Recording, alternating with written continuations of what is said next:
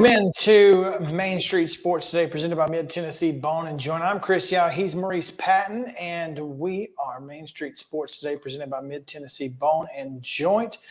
Justin sent you the link there as TREVECCA is getting ready to go live on their Facebook page with a press conference announcing what we talked about last week, the Gulf South. And the week before. And the week before, Gulf South and TREVECCA have teamed up, and they are about to have a press conference. So, Justin, if you could pull that up, we'll try to take that live here in just a second if we can.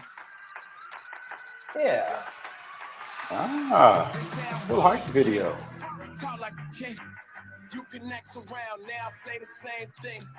Let's go ahead and mute that for now, Justin, just in case that's audio that we can't use and will get us muted. But yeah, as soon as we get a chance and see what once they go to the podium, we will take that press conference live from TREVECCA and Boone Convention Center. I believe so.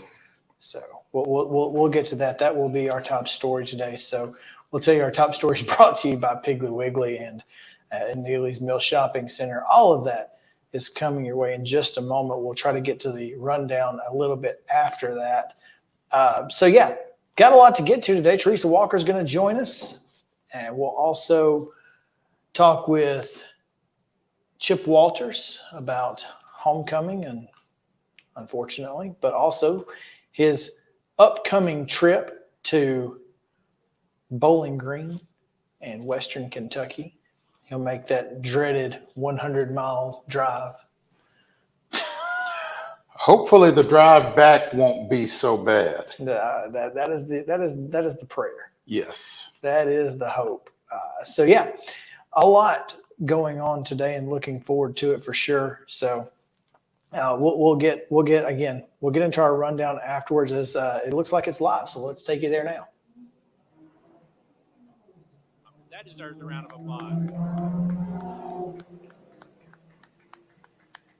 Let me thank Dr. Boone and Mark and Greg for putting on a great show for us today. Thank you for letting us participate. Really hard to follow those hype videos. I'm not nearly that exciting, so I'm glad there's people that can do that for you. So remember that if you begin to trail off as I speak to you, how exciting those videos were.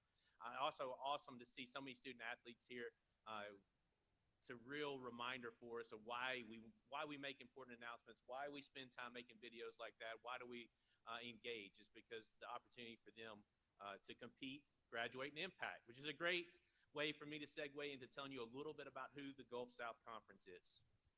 The Gulf South Conference will have 12 members in 24-25, and we're about compete, graduate, impact. We're going to compete for regional and national championships. As you saw, in just over 50 years, the Gulf South Conference has 54 national championships, as well as multiple individual championships. Last year, and for the last 3 consecutive years, the Gulf South has had every one of its member institutions send at least one team to postseason play. Okay, that's serious competition there. That's what we're about. That's what we're trying to achieve. And every team, every institution in the Gulf South Conference thinks they have a team that can make a run to a regional or national championship. And intercollegiate athletics, that should be a really important thing, and it is in the Gulf South Conference. We're also about graduate. As you saw on there, over 600 student athletes graduate from Gulf South Conference institutions every single year. If we're not providing a pathway to graduation for our student athletes, we're letting them down. Not every single student athlete will graduate. Some will find other ways through entrepreneurship, trade, military service, other ways to launch their professional careers. But if we're not providing a pathway of graduation for them, we're missing a critical window during their time that they're with our institution. So graduate is an important part of who the Gulf South Conference is. And then impact. We want our student athletes to impact their communities today and tomorrow. What you learn during your time in college will follow you throughout the rest of your life. And we hope that the student athletes within the Gulf South Conference learn that their platform as student athletes is unrivaled on many campuses. Your leadership opportunities, the way other students respect you, the way your faculty members and staff members look at you, those are unprecedented opportunities. The way young people look at you. Take that, impact those folks, and then carry that on into the future. So we're hopeful that folks will compete, graduate, impact while they're in the Gulf South Conference. So that's a little bit about the Gulf South Conference. Why TREVECCA in the Gulf South Conference? That would be the next question. It's a perfect collaboration and a perfect partnership. When you look at what TREVECCA has done as an institution, the vision that Dr. Boone and Mark and others laid out for us, it's clear to see TREVECCA belongs in the Gulf South Conference and has high aspirations for the institution overall and athletics in particular. We're super excited about why that makes sense.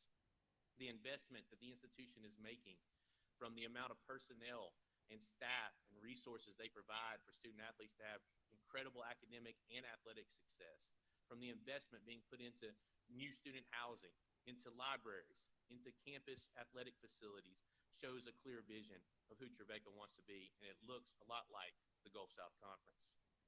The location makes great sense. Nashville, Tennessee, obviously a destination city, a great linchpin to the geography that is the Gulf South Conference. And then finally, the leadership, from your coaches to your student athlete advisory committee, Dr. Boone and Mark, the leadership clearly indicates where TREVECCA is headed, and it's somewhere that the rest of the Gulf South Conference wanted to go with them. So TREVECCA makes great sense. When you look at the competitive success that TREVECCA has had in their former conference, their current conference, their former conference, as well as what they're going to be able to do in regional play, again, it looks a lot like the Gulf South Conference. So TREVECCA is a natural fit for us. I'm a Belmont University graduate, very familiar with Nashville, grew up in Columbia, which is just south of here.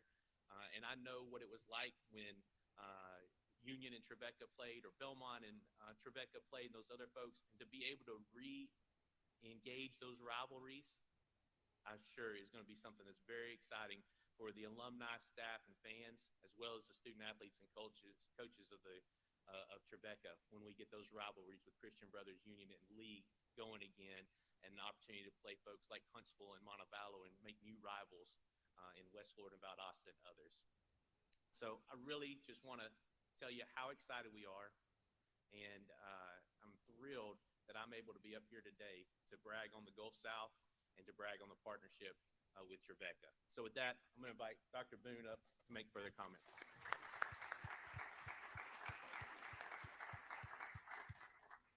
Thank you, Matt. And it's been our joy to work with Matt through this process. I think I owe you just a little bit of the pathway for us to come to this. This is a great moment for us. It's one that Mark and I have actually been talking, praying about for the last couple of years together. TREVECCA has been a founding member of the GMAC conference. And it was a conference in which we had a great place, great partners, good people. A part of the work of the GMAC conference was to have a Southern strategy. As I worked on that strategy, and Commissioner Tom Dager of the GMAC worked on that strategy, we've been unsuccessful in terms of finding for us a Southern pot of schools to play. It was the lack of our ability to do that and the apparent continued long travel of our students.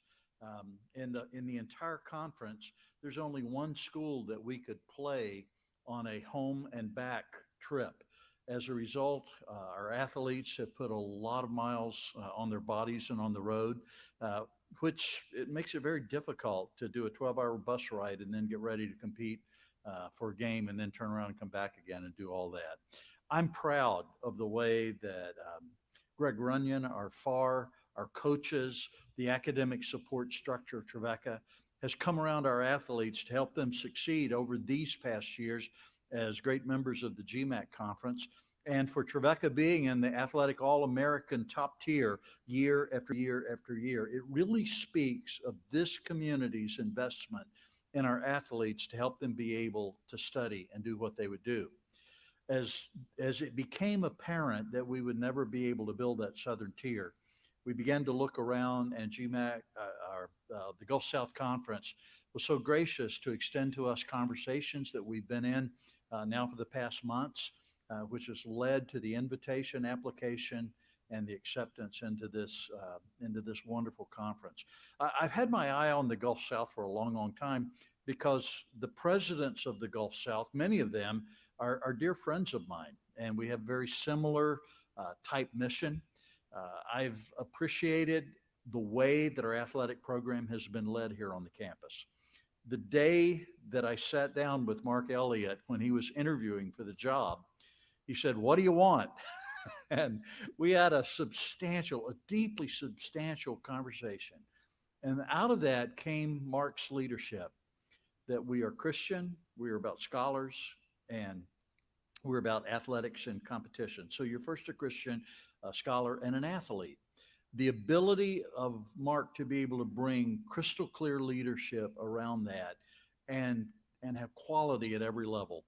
It matters to us that our students are exposed to a grounding faith in God, because we believe that gives to them the values, the morality, the work ethic, just the set of beliefs that make them effective in the world that they will live in for the rest of their life. And then for our students to be scholars. I'm deeply proud of the scholarship level of the athletes of TREVECCA. They do remarkable work. And then for them to be athletes. The last great, I've been at this for 19 years now. And the last big project that I've got in front of me, and it is a bullseye that I'm throwing everything I've got at. We need to invest about $35 million in athletic facilities right here at TREVECCA. And we need the help of the constituency who love and care about this place to do that. I don't know how it gets done apart from people like you in this room saying we care enough about our athletes to do this. Now, TREVECCA's number of athletes within our student body continues to grow. I remember it seemed like a few years ago we were at 180, and today we're at 360, 50, almost doubling the number of athletes that we have on our campus in that period of time. And the facilities that we have, quite honestly, are not adequate to serve them. So you're going to see me on that charge. I want you to join me on that charge, because you're here today to celebrate TREVECCA athletics. And this is a moment in time that we need the TREVECCA family, the city of Nashville, and all our friends to come around this particular challenge that we have. Now, the renewing of old rivalries is a beautiful piece for me of joining the Gulf South Conference. I grew up as a student and then a pastor here in this place. I grew up watching these kind of rivalries. I can't wait for Christian Brothers to come to town, Union to come, Lee to come to town. And even as our non-conference schedule, we've been playing a lot of the teams in the Gulf South Conference over the past few years. And for us to be able now to have and form those deep conference rivalries again, and unless you think, in a pretty spiteful world that we live in today, the whole idea of having rivalries, you just want to pound their heads in, you want to kill them and everything. My memories of some of our last days in the NAIA here at TREVECCA were that a tornado had ripped through Union University's campus, and the students of TREVECCA collected money just to give to them. And we happened to have a game with Union on a given night. And we were able to present the gift of students of TREVECCA to our sister university. This is the kind of camaraderie that we believe is possible in our world, even on the athletic field of competition. And we want to be those kind of partners. I want the success of the schools of the Gulf South Conference to be of high priority to us. And we'll commit ourselves to that. And we want to be a great partner with them and to them so that we enrich one another. In a conference, the success of one school lifts all schools. And we want to have that kind of partnership within this conference. And I already sense and see how that is the culture of the group of people that we've already begun to deal with. So I want to thank you for coming today. I want to thank you for supporting our athletes in every way. I was given, when I was inaugurated into the TREVECCA presidency by the student body, I was given a guitar. They knew that I liked to play. And I hung that guitar right inside my door so that the first thing I'd see when I walk into my office every day is that guitar hanging there with that plaque on it from the students of TREVECCA. It's my reminder that none of us who work here have jobs apart from the students that we serve. And our primary work is to give students the kind of experience that lifts them into a lifetime of fruitful service and good work and deep character. And we want to be that university, and we're proud to be that university. We believe this new relationship with the Gulf South Conference helps us forge that in ways that are good, and TREVECCA's future is great. So thank you for coming today. And I think, Mark, you're up next. Let me introduce you to one of the finest athletic directors I know from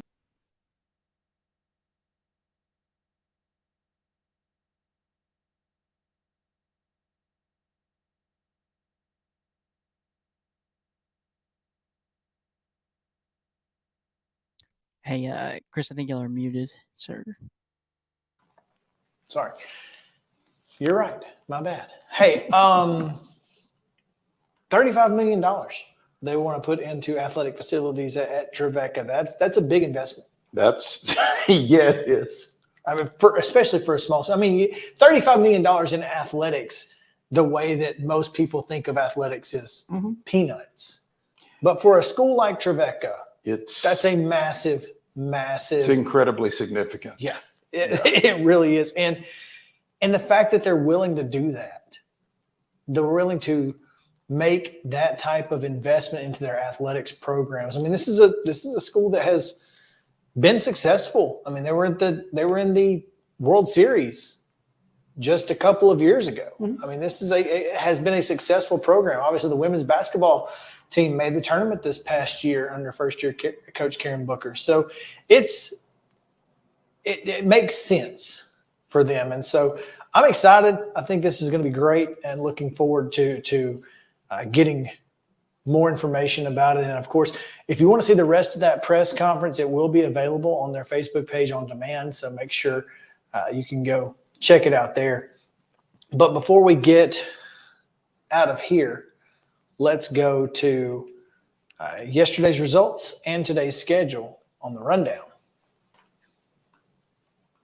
This is the rundown. High school volleyball results from Monday. Battleground Academy defeated University School of Nashville 3-0. It was Culleoka 3, Marshall County 0. Eagleville 3, Lincoln County 0. Grace Christian of Franklin defeated Franklin Road Academy 3-1. Oakland with a 3-1 win over Green Hill. Gallatin defeated Liberty Creek 3-0. It was Loretto 3, Lewis County 0. Middle Tennessee Christian 3, Columbia Academy 0. Providence Christian with a 3-0 win over Webb School. And Page defeated Riverdale 3-1. Girls soccer, CPA blanks BGA 3-0. It was Pope Prep 7, Brentwood Academy 4, Columbia Academy downs Cornersville 6-0. Same score for Culleoka over Loretto. Fairview a 9-0 winner over Marshall County. Columbia blanks Giles County 2-0. It was Merrill Hyde 3, Whites Creek 0. Friendship Christian 1-1 draw with Middle Tennessee Christian.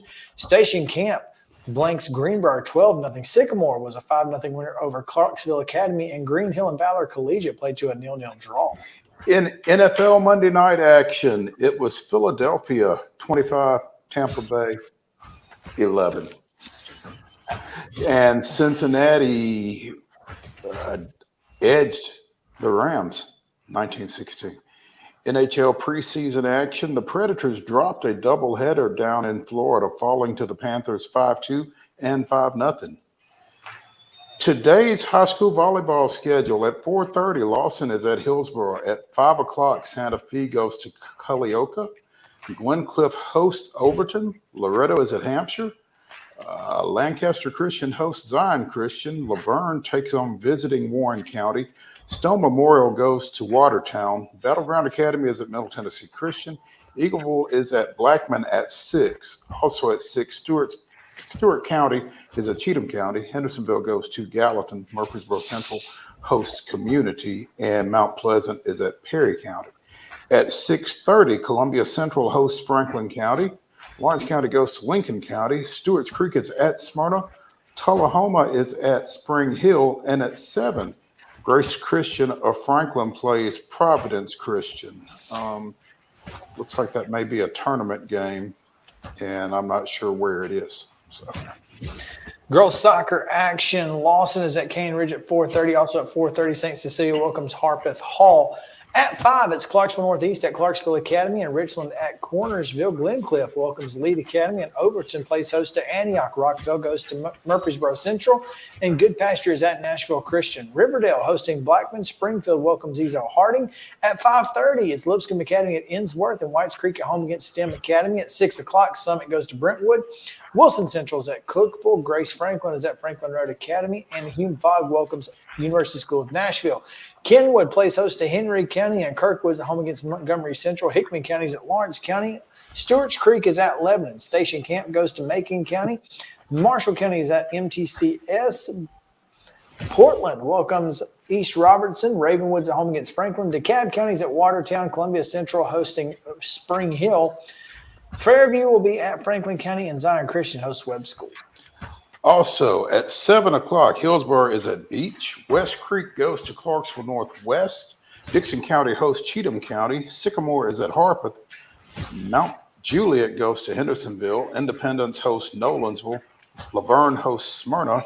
Green Hill goes to Liberty Creek. Merle Hyde is at Martin Luther King. Centennial is at Page. Siegel hosting Oakland. And White House Heritage travels to White House. Major League Baseball action of area interest at 5:10. Cincinnati's at Cleveland. At 6:10, Miami is at Citi Field against the Mets. At 6:20, the Chicago Cubs come to Truist Park, taking on the NL East champion Atlanta Braves. At 6:40, St. Louis is at Milwaukee. And at 9:05 on TBS, Houston is at Seattle. WNBA semifinal action, Game 2. Both these series. Connecticut is at the Liberty. That's a 7 o'clock tip on ESPN, followed by Dallas at the Aces, also on ESPN. And that is your rundown. All right. That's the rundown. We've got, again, Teresa Walker set to join us here in just a moment. We've also, of course, at the top of the 3 o'clock hour, got Terry McCormick coming up and Chip Walters right after Terry. So stick around. Plenty to get to right after this on Main Street Sports Today, presented by Mid-Tennessee Bone and Joint.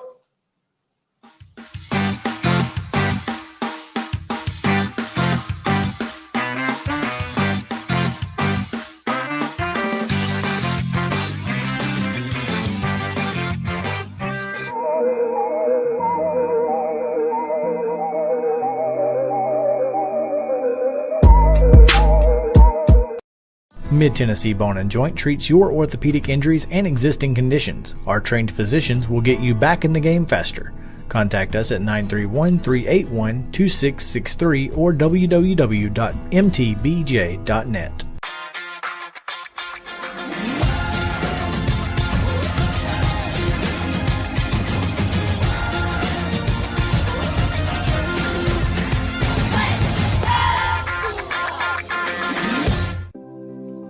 Custom Stone Handler supplies over 600 distributors and suppliers with quality stone products.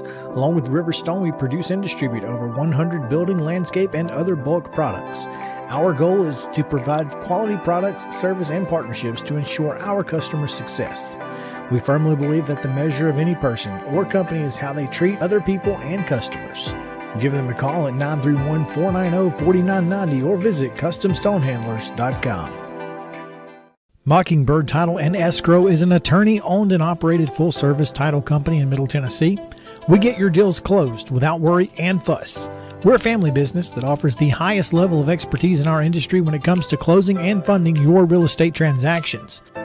And it's a job I really love. I'm passionate about this. I'm enthusiastic about this. I like to think we're pretty well-rounded and can deal with a wide range of needs and a wide range of clients. Call 615-274-8698 today. With Lee Company technology, the best handymen are hands-off. Lee Company techs have been using visual findings and other smart technology tools for years to add transparency and virtually take customers along. You see what we see, whether we're in a crawl space or on a roof. With Lee Company, technology helps us help you, no matter what's happening in the world or at your house. You can't see the sights without the sounds. From the crack of the bat to the roar of the crowd and everything in between, Discover what Hit City has to offer. Spend your nights cheering on the Nashville Sounds at First Horizon Park with giveaways, fireworks shows, theme weekends, and more. Single game tickets are on sale now. Visit NashvilleSounds.com to claim your seat today. Piggly Wiggly, located in Neely's Mill Shopping Center, is Columbia's locally owned and operated Cost Plus 10 grocery store dedicated to serving the community with low prices and smiling faces. Piggly Wiggly offers fresh, hand-cut meats daily as well as daily hot plate lunches from their deli counter. You're certain to see smiling faces and a helping hand when you're here at Piggly Wiggly. Come by and check out our fresh produce, high-quality meats, and more. Down home, down the street, we'll see you at the Pig. Mid-Tennessee Bone and Joint has been the official sports medicine provider for Murray County Schools for more than 40 years. We specialize in orthopedic service, and our Ortho Quick Walk-In Clinic lets you bypass the ER. Visit us online at www.mtbj.net.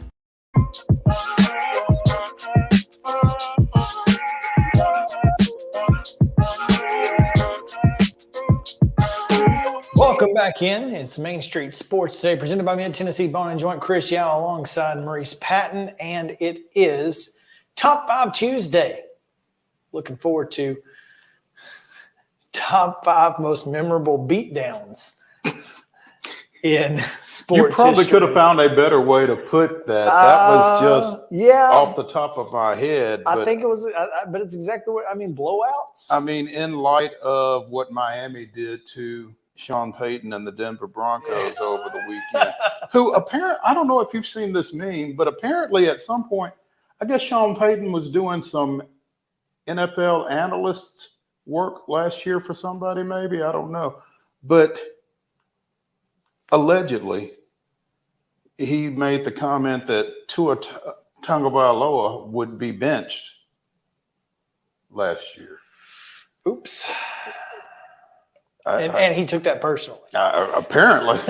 So, he said, if I get benched, it won't be because I'm playing badly. yeah, How's it'll that? be because I have beaten you to a pulp. That Yeah. is this house. So yeah. But yeah, that was the thought process behind most memorable beatdowns. That's what we're going to go with today. Right now, we're going to go to TERESA Walker, who unfortunately had to watch the entirety of the Titans game over the weekend. We did not have to do such. And we did not. And nor did we.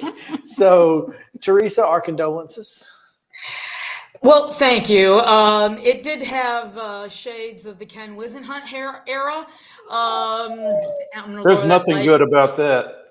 Right? I mean, yeah, sorry. I keep trying. I don't have a lighting assistant, so, what can I say? Well, you sent him off to work. I know he's working busy and, and he wouldn't help me anyway. So I had one of those fancy lights and he used it so much himself that it died. So I need to get a new one. Anyway, it felt bad. And the funny thing is this: in the third quarter, I had an instinct. The offense was struggling so mightily that I reached out to a colleague of mine, Josh Dubow. He's based in California, and I call him the stat savant. He knows how to work Pro Football Reference and look up stats.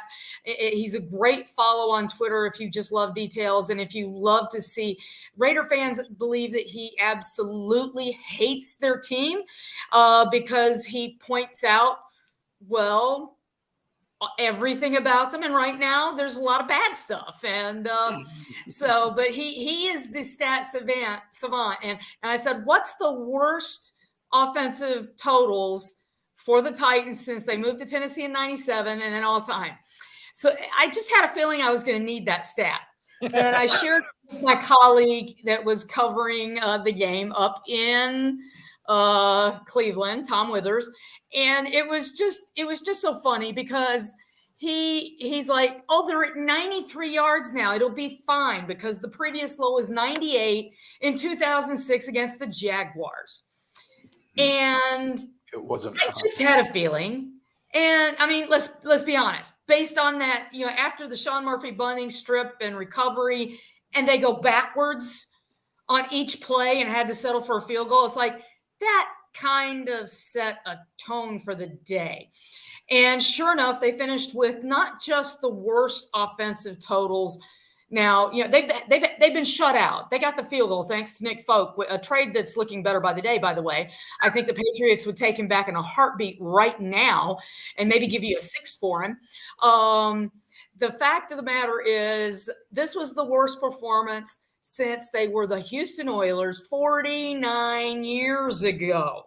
So, and part of it is, guys, let's be honest. Going into the season, we knew the offensive line had not just a question mark around it. There was a question mark at each position. Maybe the one person we felt best about is the left guard, Peter Skoronski, because why? Well, he's the 11th overall pick out of Northwestern. And for all the people that are looking at Andre Dillard, and it ain't pretty. I mean, it's almost got some people wishing Dennis Daly was back, okay? That's how bad he has struggled in these first 3 games. I don't know who those people are, but I saw a couple tweets, and I'm like, really? Okay. But, the work. As many sacks last year as we have this year. And Dennis Daly beat the Cowboys this past weekend. All I'm saying. Josh Dobbs beat the Cowboys this last week. Well, Josh Dobbs had to be upright to do it. Well, that is true. But he's also mobile. Guys, I mean, they tried to chip on Myles Garrett. I mean, the 2 of the sacks that Myles Garrett got out of the 3.5, 3 of them came against Andre Dillard. And the one to end the first half where they couldn't get any points because they had to use their last timeout because Tyjae Spears couldn't get out of bounds. And you've got to be throwing that ball out of bounds to stop the clock, to save your timeout for a field goal attempt.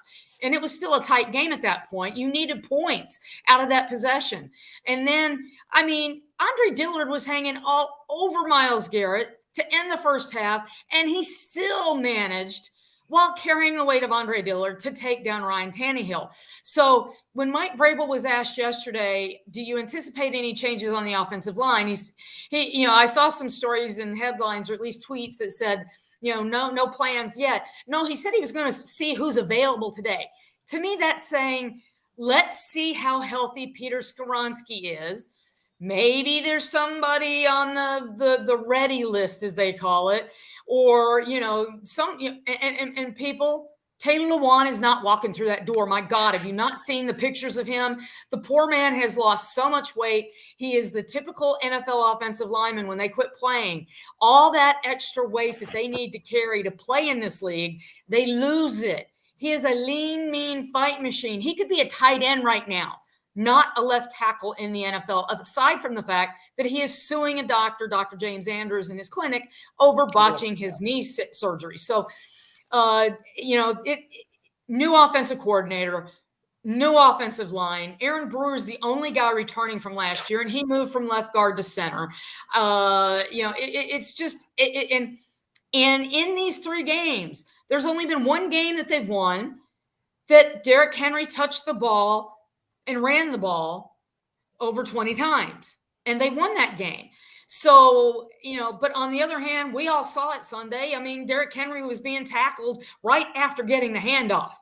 So, and some of those guys were coming straight through there. The communication on the offensive line, where there's so many new people, and Dylan Radin's guys, he tore his ACL December 18th, and he's already playing. He came in the second period of last week's game and helped kind of settle down the offensive line. But, he hasn't worked with Andre Dillard that much. He hasn't worked with Aaron Brewer, at least not in the left guard spot, that much, with Brewer at center. There's the communication issues seem to be rather exposed, because you had one guy helping on a double team here and somebody coming right through that empty spot, right to Ryan Tannehill or Derrick Henry. Tyjae Spears is fast, and he was tackled behind the line, okay? So they have, when Mike Vrabel answered my question yesterday about how much is fixable, he said a lot, and the way I phrased it was, how much is fixable in a game week? And he said there's a lot that's fixable. And they're going to get a chance to prove it on Sunday against the Cincinnati team that, well, at least they're not coming in 0-3, because the last time they came in to Nashville on a skid, they started a nice long winning streak in Nashville. So we're going to see how much they can fix. And guys, pray that Peter Skoronski just needed a basic appendectomy. There's been some speculation amongst our media corps that maybe his burst, and if you have a burst appendix, you're dealing with trying to make sure that there's no infection, and you're probably on antibiotics. They may have needed a bigger incision. But if it was a simple, okay, this has got to come out, we got to do it now, then, that's laparoscopic. And, we've been talking about when he could return. And I've seen, there have been guys that have returned quickly from an appendectomy, and the Titans certainly could use Peter Skoronski if he's available and clear to practice this week. They could use Skoronski. They could use anybody else. I mean, heck, maybe they could use Lewan. I mean, even in his current state. I don't know at this point. But if the burst was a possibility, the team would know about it, and it likely would have gone on IR. No? Well, IR would cost you 4 games. So the fact that they didn't put him on IR, because they could have made that move on Saturday, right? When they declared him out for the game before the Chargers. So, and then that would have started the clock immediately. Right. So that to me is also it's a great point, Chris, because otherwise, if now some people are speculating maybe he's back next week against Indianapolis, and that's 2.5 weeks. So he's been out about 10 days, because he appeared on the injury report the Friday before the Chargers game with an illness. And, the procedure, as Mike Vrabel called it when he was asked if he had an appendectomy, happened on Saturday afternoon, apparently. Now, is that noon, 6 o'clock? I mean, let's face it, afternoon can spread over a wide range of periods, 6 hours for minimum. So all of that matters. So, and guys, I'll say this, at the NFL level, they're monitoring these guys, especially the starters. Okay. So it's not simply he wakes up, his tummy's hurting, he calls in and says, hey, I can't make it today. They're keeping tabs on their starters, one, because they have to update the injury report, and they have team doctors that are literally paid to help keep an eye on these guys. So that's why I lean toward the idea that they could tell from an elevated white blood cell count, things like this. And guys, I speak as someone who's had an appendectomy. You can monitor these things and then realize, okay, it's go time. It's got to come out. So, and we'll learn a whole lot more tomorrow when we see the open period of practice, when we're in the locker room before that, if we see Peter, if we see him on the field, and if he isn't, communication better get cleaned up, and guys better figure out how to protect a little bit, because Trey Hendrickson showed he knows the way to the quarterback last night, if you were watching the Bengals game against the Rams. TERESA. No. What does Vegas know that we don't know?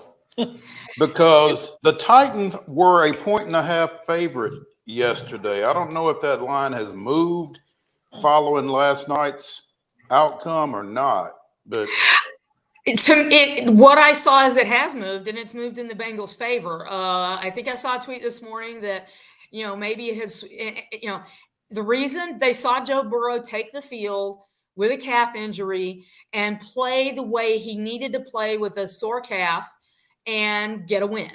So that's what makes me, and combined with the Titans coming off an absolutely horrific offensive performance against the defense, guys, that has given up 6 points in 3 games, and the Titans got 3 of those points. Okay.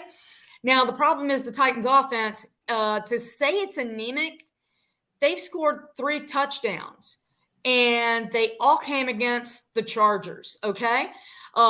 Thank God they added Nick Folk, because he's made every kick he's attempted. And, let's be honest, dating back to 2019, that was not a given. So that's it. I mean, when I was looking in my analysis for things that were good and looking at what's working for this team, special teams. Mason Kinsey stepped in at punt returner for Kieris Jackson, and he had a 13-yard return. He fair caught a punt. Ryan Stonehouse, thank God. I mean, the guy with the amazing hang time is now figuring out how to angle punts. Mm-hmm. He had 3 that went out of bounds out of the 7. Now there were 2 touchbacks, and that's an area that if once he gets to the point where that ball maybe takes a Craig Hentrick, Brett Kern like sideways turn at the 1, then he's going to be an all-pro punter. But you can see the improvement in his game every single week in his second season. That was kind of it, okay? They've got a lot to work on. It's just that simple. And, getting the ball out quicker, better protection. What I saw, the way they were able to protect Ryan Tannehill is when they slid the protection and they had him rolling out behind him, and he was getting the ball off fast. But there were just times where when he's dropping back, a straight drop back, they're just getting to him too fast. And Jason Hotailing that's an area that has to be topic number 1 in the offensive line meeting room this week. And as we got to talk to Chris Moore yesterday, and I'm trying to Amani Hooker, and the message Sunday was, and through this week, is it's a long season. So for the Titan fans that are absolutely panicking right now, and there were people wanting Mike Vrabel fired the last couple of days, and I'm like, walk off of the ledge, people. Get back inside the building. Calm down. This man has won 50 games in his first 5 seasons, okay? You've gone to the playoffs with him 3 times, and in the other 2 seasons, you literally had a playoff berth on the line in the regular season finale, and you lost those games simply and literally because your quarterback was hurt and couldn't start the game. So calm down. It's early, and they play in the AFC South. So just, come on.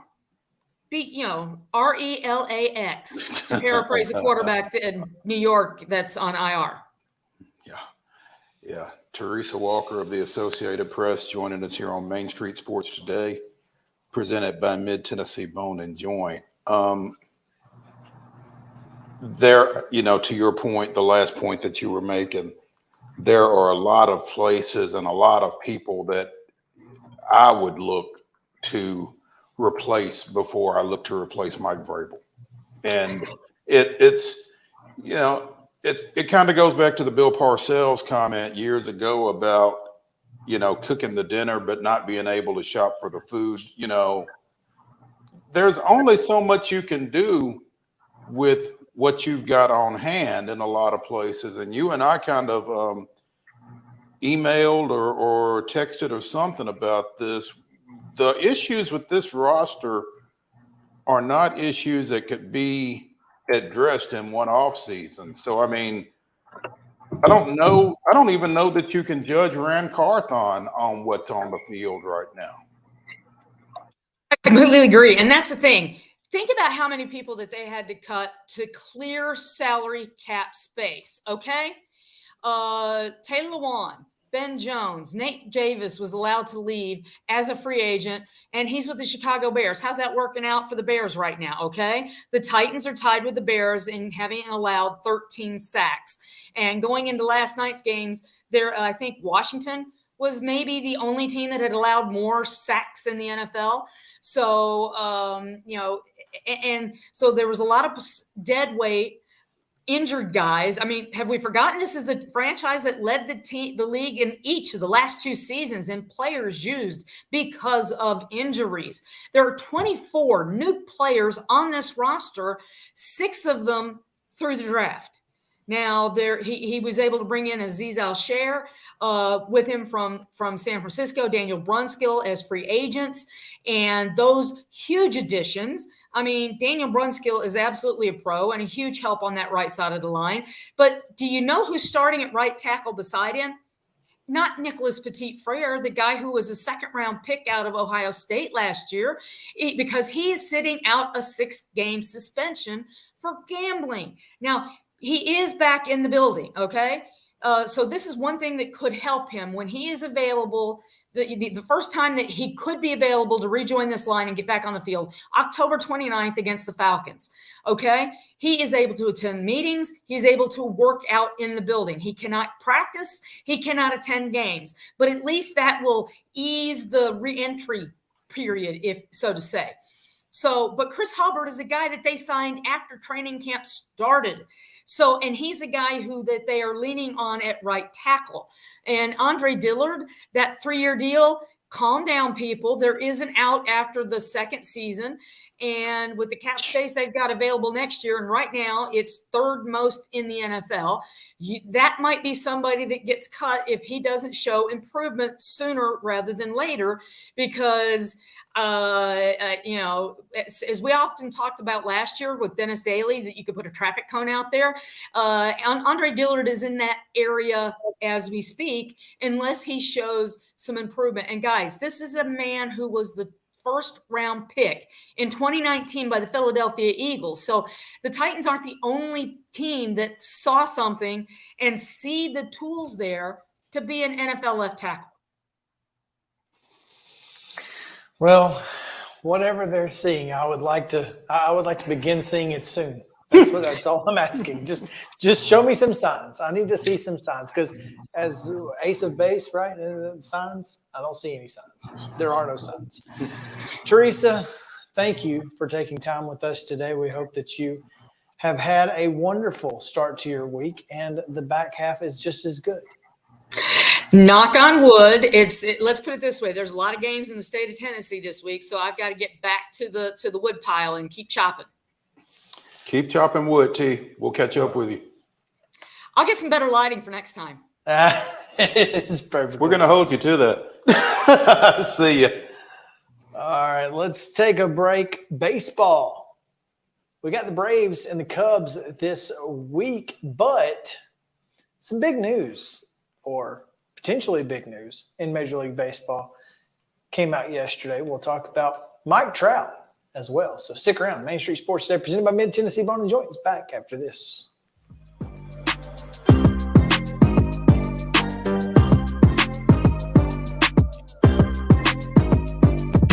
Mid-Tennessee Bone & Joint treats your orthopedic injuries and existing conditions. Our trained physicians will get you back in the game faster. Contact us at 931-381-2663 or www.mtbj.net. With Lee Company technology, the best handymen are hands-off. Lee Company techs have been using visual findings and other smart technology tools for years to add transparency and virtually take customers along. You see what we see, whether we're in a crawl space or on a roof.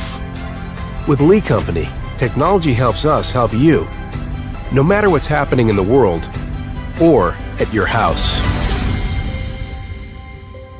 Jones & Lang Sporting Goods here in Columbia has been outfitting teams, officials, and anybody else from T-ball to college for 50-plus years. Be sure and check them out at 931-388-8060 or online at jonesandlang.com. Jones & Lang Sporting Goods, the look of a winner. Zion Christian Academy, zioneagles.org or 931-388-5731. You can schedule your appointment. Go tour their campus. It is beautiful over there, and you're definitely going to want to see it. Again, it's zioneagles.org. Give them a call, 931-388-5731, and schedule your tour today. Mockingbird Title and Escrow is an attorney-owned and operated full-service title company in Middle Tennessee.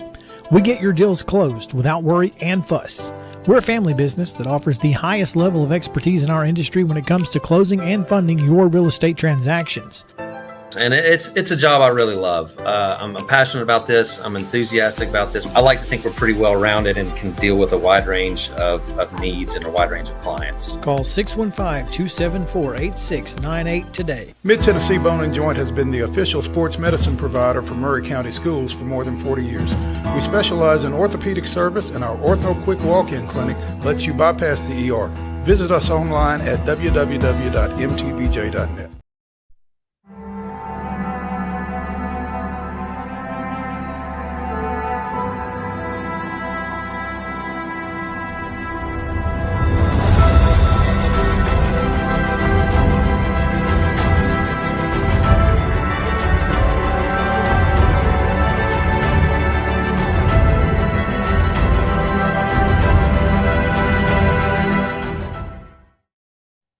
26, 2000. Andres Galarraga and Reggie Sanders each had a pair of hits. Chipper Jones had a solo homer, and John Burkett, Mike Remlinger, Kerry Lightenberg, and John Rocker combined to allow 1 run as Atlanta clinched the National League East by defeating the host Mets 7-1. It was the Braves' 9th straight division championship. That was this day in Braves history. In his only season as a Brave, Reggie Sanders. How about that? How about that? Yeah. Oh, well, let's first talk about what you just mentioned. Which? About the first ever Team Silver Slugger Award. The first ever Team Silver Slugger Award. The Braves are a finalist for said award. Now, if it were me, apparently this is a vote. I would move that the nominations cease. I mean, who? It's not even close. I mean, the team. Do we know who? Yes. Are we voting for all teams? I mean, how? No, there are 4 finalists. 4 finalists. The Atlanta Braves, the Los Angeles Dodgers, the Philadelphia Phillies, and the San Diego Padres. The Atlanta Braves have an 844 OPS. Of course, that is on base plus slugging. 909 runs, 299 homers, and they are slugging over 500. The Dodgers are a full 50 points behind in OPS at 794. They've only scored and 40 runs. 40 runs. 40 behind. runs, 50, almost 60 homers, and they're slugging 59. just almost 60. And they're slugging just 455. So, I mean, it's not even close, folks. And Philadelphia and San Diego are even further behind. Yeah. The Braves have scored 900 runs. Nobody else is within 40 of them, as you said. The Braves' run differential is more than 200. And nobody else's is more than like 160, I don't think. Here's my problem is to vote, they make you select your favorite team. And I hope they don't penalize you for selecting voting for your favorite team. Yeah, even just because your favorite team is most deserving. Yeah. Wait a minute, you're ineligible to complete this form. What did I do? I've been blocked from the MLB. I got theories, but I'll hang on to them. What do you mean I'm ineligible? Hold on. In the American League, the finalists are Houston, Seattle, Tampa Bay, and Texas. So, man, I'm gonna have to print my screen and go share this on the Twitters. The Twitters. This is ridiculous. What do you mean I'm ineligible? Hold on. Word got out about you, y'all. Clearly.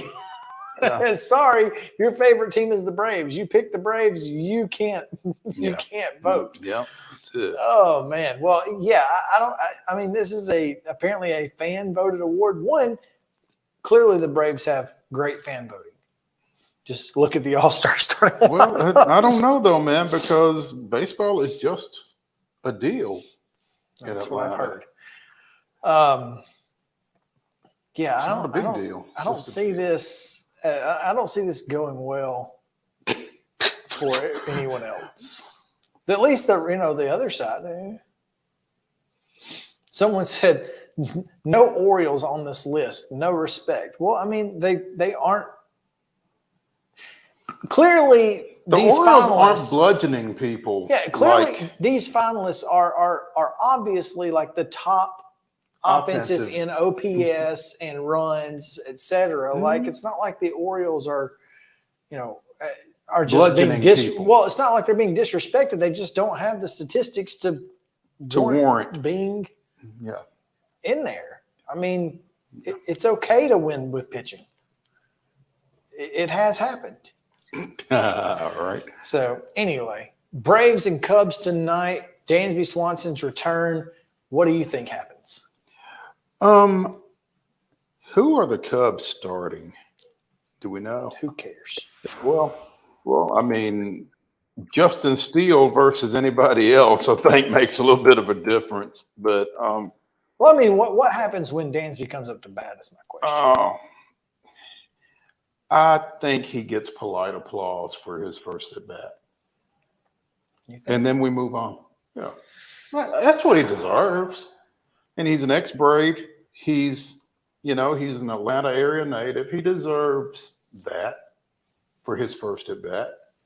And well, then he shouldn't have talked that talk. Well, I'm gonna take the high road on him talking that talk. I didn't ask you what you would do. I said, what do you think happens? I think our fan base is nuanced and sophisticated enough that they're not going to give Dansby a hard time. I think they're willing to kind of let that bygone be a bygone. Charge it to him. Don't tell that to Braves Twitter. Well, I don't think Braves fan base and Braves Twitter are necessarily the same folks, but I get why Braves Twitter is pissed off. I'm pissed off, but I just don't think you can let 6 years just go. Yeah, and a world championship. Well, I mean, we didn't let it go with the Dodgers first baseman. Why are we going to let it go with the Cubs shortstop? Yeah, but there was a press conference ahead of that helped, I think. But I think there's going to be some mixed. I think there's going to be some mixed reactions. I think you're going to hear some boos. And that'll be the Braves Twitter contingency. I don't necessarily know that boos aren't deserved. No, I mean, like you said, for the comments that he made, shouldn't have talked that talk. What Cat Williams say? I don't know. What did Cat Williams say? Shouldn't have been talking. Exactly. Yeah. So, unfortunately, it is Justin Steele, and it's Bryce Elder. Oof. That could be tough. It could be, but I mean, I feel like Elder's got the ability to navigate this lineup. He's got the ability. Had the right. Yeah, exactly. To remain silent. I did not have the ability. Acuna, Albies, Riley. Olsen, Ozuna, Arcia. MH2. What? Hold on. I'm on MLB.com and I'm reading this. It says Arcia, OR. Do we have another Arcia on the team that starts with O? Like everybody else, there's nothing after Arcia, Albies. OB. What the? So there's Albies, Olsen, Ozuna, and Pilar. None of those have first, and Acuna doesn't have a first initial. Riley has even though Acuna has a brother. Yeah, so Riley has an A, Arcia has an OR, and Harris has an M, and Murphy has an S. This is wild. As opposed to D, Murphy or Dale. Yes. So I'm sorry, that just kind of blew my mind. Like, what? Anyway, Arcia in the 6th spot, MH2 batting 7th, Sean Murphy and Kevin Pilar in left. Sean Murphy, who has been dreadful for about 2 months, is still hitting 258 with 21 home runs. Well, and did you see the video of the 21st? Yeah, it was a blast. But I just thought that he hit a broken bat home run. I just think it's funny that a guy who has been basically absent for 2 months, is still hitting nearly 260 with 21 homers and almost 70 RBIs. He was a house of fire before the All-Star break, which is how he made the All-Star team. Exactly. So, all right. Well, we don't have time, but just FYI, the Angels are considering a trade of Mike Trout if he wants to leave. And I'm curious if he would want to leave. I mean, obviously. Why would he not? Well, it's LA. He's been there for 13 years? But you know, he's been there 13 years and they've done nothing. He's a New Jersey native. You know, they're not going to be very exactly. He's been in New Jersey. Now he's in LA. Why would I go anywhere else? There's a lot of other places between New Jersey and California that he could go and have some success. like his teammate But does he Shohei want to? Ohtani is going to. Does he want to leave LA? I'm just saying, like, I get it. It's where you've always played. Your home is there. You don't want to have to deal with all of the things that revolve around living somewhere in a city that you don't necessarily want to be in. Just to win a championship. Is it worth it? It just depends. I don't know that Mike Trout is an LA kind of guy, though. I don't know. I'm just saying he signed a 10-year deal. So I don't know. I'm just curious. How that worked. Yeah, I was just throwing it out there. I don't know. Maybe he doesn't want to leave. Maybe he does. I don't know. So let's take a break real quick. Titans update right after this.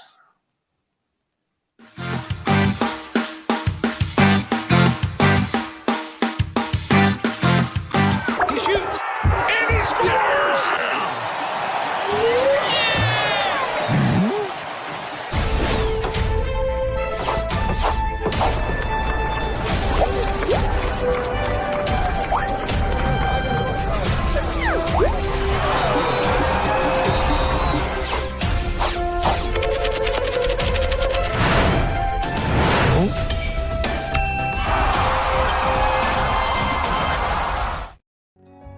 Since 1975, Mid-Tennessee Bone and Joint Clinic has treated the orthopedic needs of Middle Tennessee residents. The trained physicians provide surgical options and minimally invasive options to treat all orthopedic needs. The walk-in clinic, OrthoQuick, helps you bypass the ER while treating sports injuries and acute needs Monday through Saturday. Visit MTBJ online at mtbj.net or on social media at Mid-Tennessee Bone Joint Clinic.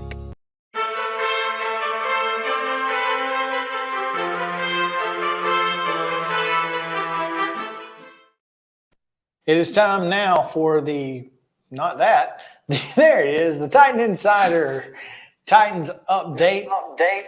Zen Sports. What's up? Guys, it is your Titan Insider Daily Sports Report brought to you by Zen Sports, which is changing the bonus game for the better. Going to throw out, did you guys watch the Rams-Bengals game last night? Did you not. see any of it? Well, it was a jailbreak for the Rams, or the Bengals front four, I should say, especially Trey Hendrickson, who was working on a backup left tackle for the Rams. And I'm sure that Mr. Hendrickson, once he turns on the film of the Titans-Browns game and sees what Myles Garrett did, he's like, yep, I like that, because it's going to be another tough go for this Titans offensive line. They have got to get something or somebody fixed quickly, because Hendrickson and the Bengal front four brings yet another big challenge for that Titans offensive line. And I think part of the problem is, there's so much talk about Cincinnati's offense that defense and that defensive front kind of get overlooked a little bit. Yeah, they really do. I mean, when you've got Joe Burrow when he's right, and he still isn't right, and that's what makes you feel like the Titans can stay in this one if their defense can get to him and affect him the way that some others have earlier this year. You feel like that the Titans at least have a chance to compete in this one. But you're right. If Jamar Chase and T. Higgins and Tyler Boyd, some of those guys get loose, not to mention Joe Mixon in the run game, it could be a tall order for this Titans team to try and keep up. No doubt. Terry, tell us about Zen Sports. All right. Zen Sports, changing the bonus game for the better. Zen Sports is the new sports book in Tennessee, revolutionizing the way you earn sports betting rewards. With Zen Sports, your reward cash rewards. You bet with real money, and now you're rewarded with it too. Earn a whopping 5% cashback welcome bonus for your first 15 days when you sign up with code Main Street. That's MAINST. Keep betting and keep earning every month after that with up to 3% cashback rewards on your betting volume. Best of all, earn cash commission on your referral bets with Zen Sports Referral Rewards Program. Zen Sports, betting just got better. Gambling problem? Call 1-800-889-9789. Terms and conditions apply. Must be 21 and older and in Tennessee to bet.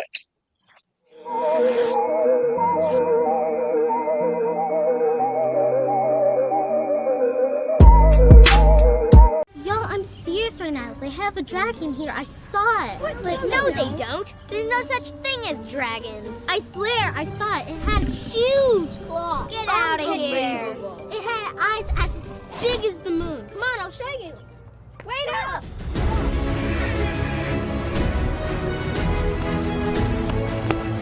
Do you hear that? We're almost there. Whoa! I told you so. That is a dragon. This is Chris Yao with Main Street Sports Today. Every show, Mo Patton and I welcome friends from all across the sports landscape, from high school coaches and reporters to national, college, and pro sports personalities. You never know who might stop by for a chat. She's on Thinking Out Loud, presented by Regions, and Out of Pocket with Alyssa Lang. It is, in fact, Alyssa Lang. I'm a little nervous. I'm going to lower the bar for guests now. Oh, no. Like, apologies in advance. It sounds like SEC Commissioner Greg Sankey. You got that radio voice. I do. It's a good sound. Thanks for radio, too. As do we. And then here's the other thing. You guys, you're spot on with the name. Everybody wants to be on Main Street.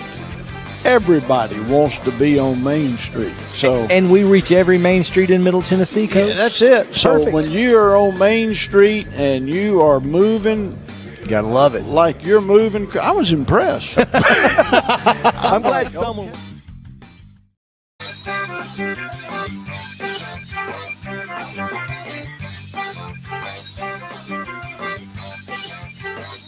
Welcome back in Main Street Sports Today, presented by Mid-Tennessee Bone and Joint. Chris Yao and Mo Patton on this Top 5 Tuesday. Still to come, Top 5 biggest blowouts, beatdowns in sports history. Should be fun. Right now, we're going to go to Chip Walters, the voice of the Blue Raiders, talk a little bit about the MTSU Blue Raiders. And Chip? Yes, sir. You know, when I talk to adults, I like to take my hat and sunglasses off. Well, thank you. Sorry. That's pretty good. Jay Norvell would be very angry with you right now. I took my hat off, but no, I had an eye doctor appointment today. I've been dilated, so I would probably have big raccoon eyes if I took the glasses off. It's perfectly fine. I couldn't. We're not Jay Norvell, so Yeah, it's good. okay. We're good. We're good. Oh, man. Chip, before we get into Colorado State and 100 Miles of Hate, I saw a post on Facebook from Blue Raider basketball earlier today. Tell us what's going on in the glass house. As far as structurally or team-wise? Structurally, first. Well, the video boards in either end of the arena, one of them's down, the other one is being efforting down, and the new video boards will come back. If you remember, in Murphy Center, you had a structure up there that had a video board, and then there was static signage on either side of it. Well, this will be exactly the same size, but it will be entirely digital. So it will appear to be much bigger. They can, like any place, any place that has the newer video boards, they can cut it up and, they can put what looks to be static signage on there at different times of the game, all that kind of stuff. So it's going to be and it's also will be totally HD. Then the same thing will happen in Floyd Stadium next year. So you also have new video boards within the last 3 years in baseball and softball. So this will get everything up to date. There will be, as part of all of this, a new totally HD control room will be built. I think it's going to be the build out of that's going to be in Murphy Center, and they'll be able to control any of the video boards on campus from that one control room. And in particular, they'll do most of the stuff with the football and basketball boards from there. But in addition to that structural change and fan amenity, both teams got out on the floor officially for the first time. It's like they never stopped, but the first official practice was was yesterday, and today was the second official practice, and both teams going at it pretty doggone hard. Like to hear that. Yeah. And I tell you I've happened to have been over there. The men have moved their practice time from, it used to be 3 to 5 every day. The women would go 1 to 3, men 3 to 5. They've now moved theirs from 10 to 12. They've worked out class schedules and all of that to where they can go 10 to 12 every day. And it just works out where I happen to be over there a couple of days a week during that window. And I'm telling you, it has been loud on the floor, which I say that is a good thing. It's been very competitive. So I think we're going to have a fun fall and winter at the Glass House, both on the men's and women's side. Should be a lot of fun. Let's talk a little bit about this week. What went wrong in the second half? We're not consistent offensively. You make the cardinal sin of putting the football on the ground and allowed Colorado State to scoop and score. And I think the analytics say that if you score a defensive touchdown, your chances of winning a game are like 90%. So, that play in itself was a huge deal.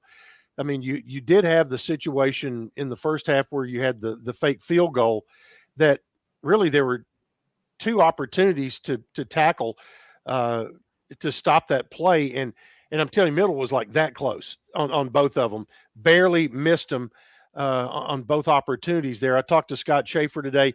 He was actually pretty happy with the way that they had played. They did another good job of defending the run, and really in traditional offense only gave up 17 points with Colorado State's traditional offense. They you had 14, you had 7 on the scoop and score and 7 on a fake field goal, which was basically a special teams play. Offensively, Mitch Stewart was not a happy camper. He Middle had 6.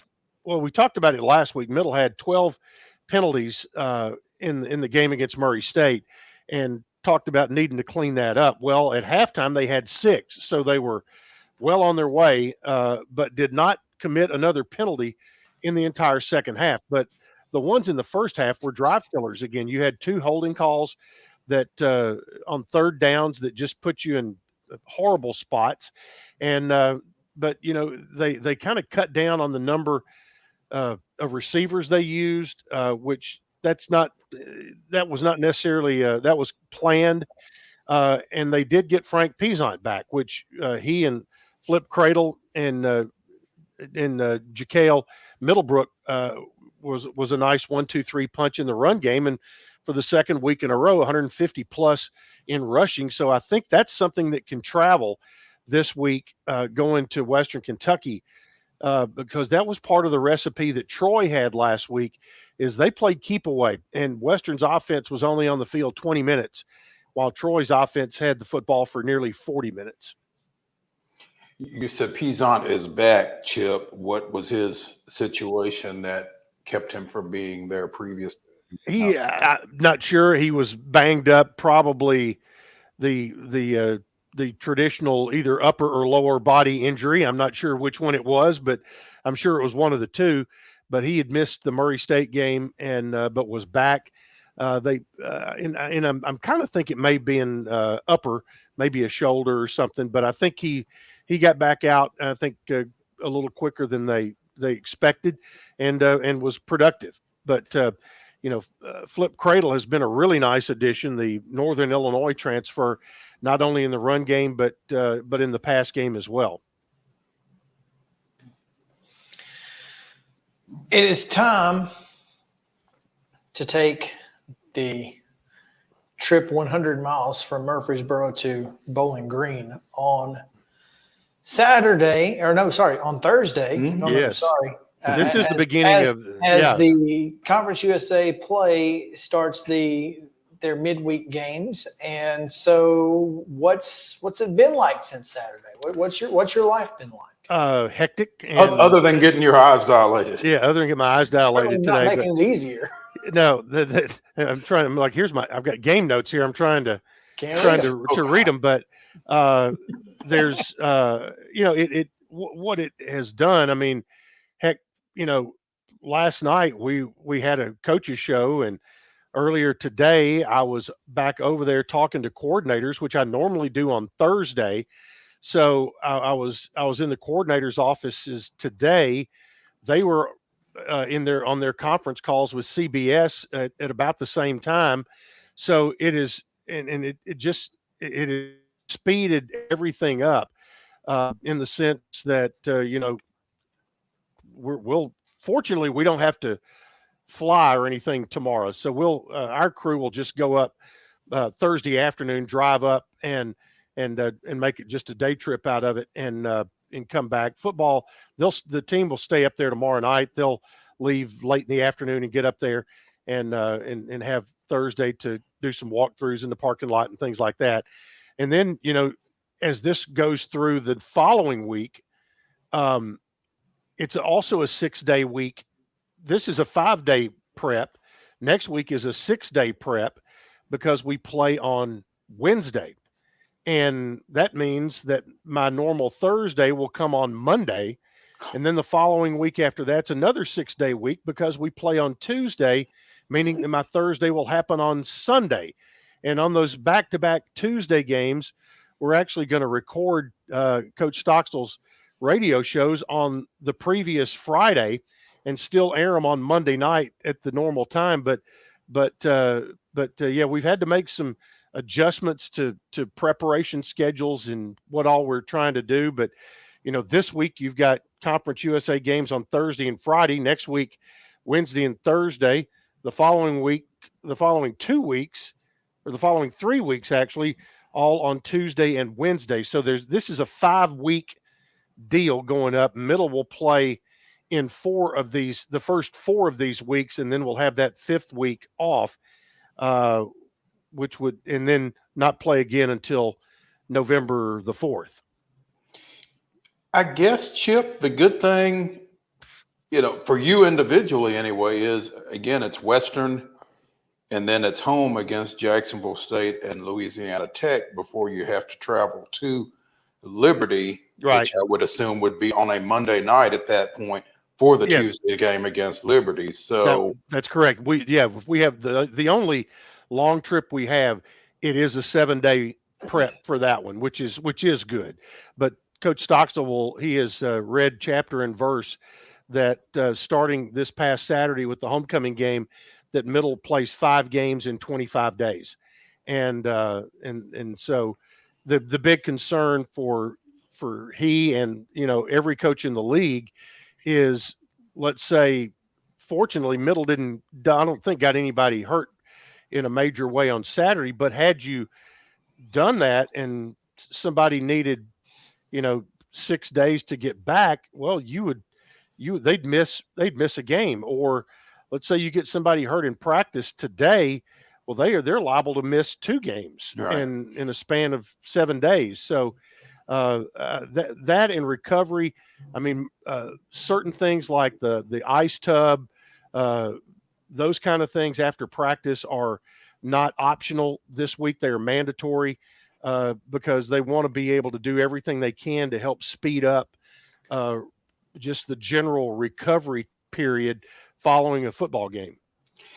And, Chip, when we had the chance to speak with Rick during MTSU's media day, can't see it, but he voiced his concerns, I guess, with regards to 5 games in 25 days, 4 games in 20 days. When we come through this season, do you think we see this schedule again next year? Oh, I think you will, but I'm not sure if they're able to. I'm not sure if they may be able to tweak it a little bit.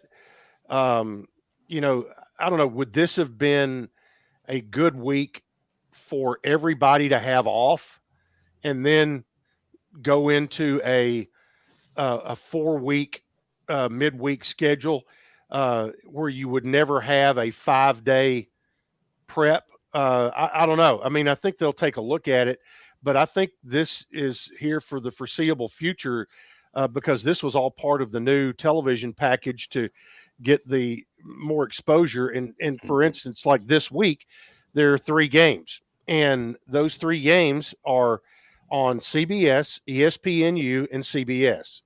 That's Thursday and Friday. Then next week, ESPNU, CBS on Wednesday, CBS, ESPNU on Thursday. So it goes back and forth just like that. So you're going to be on a national platform every game you play during the month of October, which actually starts September 28th.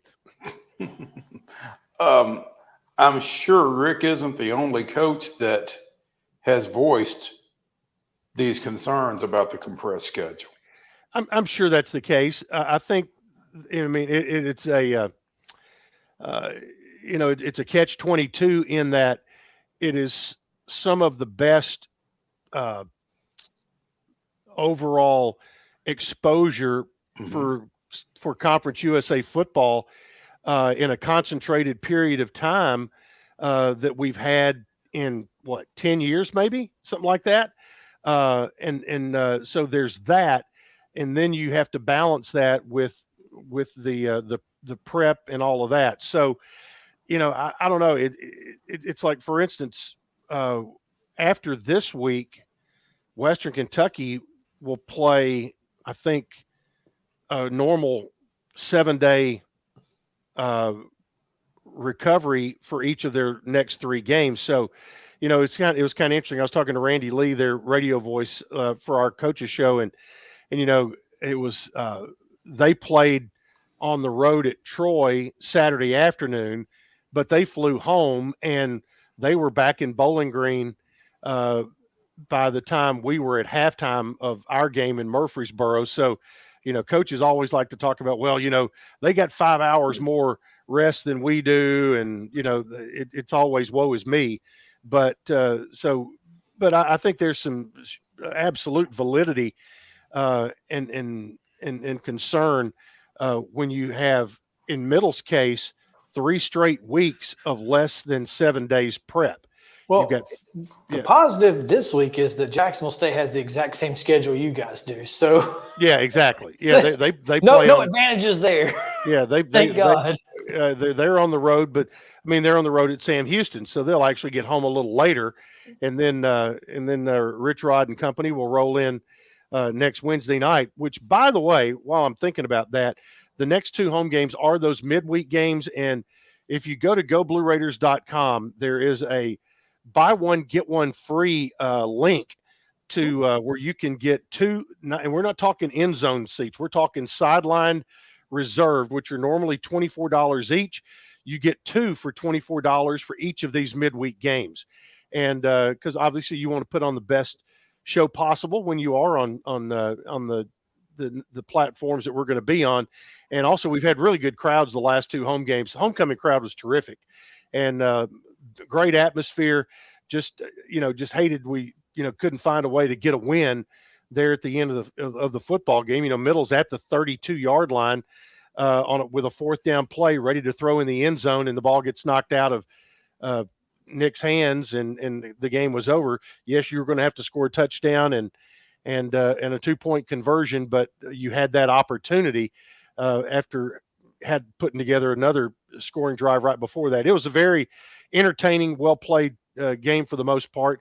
Obviously, Middle had a few mistakes they'd like to get back, but they'll have this is a key game, obviously, with it being Western Kentucky, and 2 years ago, Nick Vattiato, this is the game where he got thrown in after the Chase Cunningham injury and ended up with 5 interceptions that night. And I think Nick will go into this game with a bit of a chip on his shoulder, feeling like there's something for he and his offense to prove, and I'll look forward to watching them try to do that.